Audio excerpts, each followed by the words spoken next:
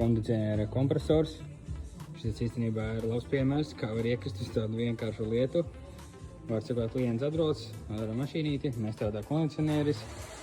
Un šeit galā sajūgs, viss sabloķējās, redzu, viss strādā, bet nekādas spiediena neizmainās sistēmā.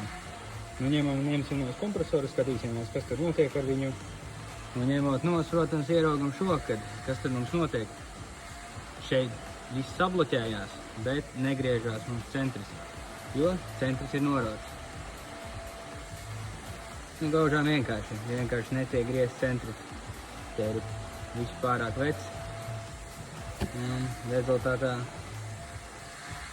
kompresors nedarbojās. Skatīsimies, varbūt var samainīt tikai šo elektrisko daļu un izmantot kompresoru.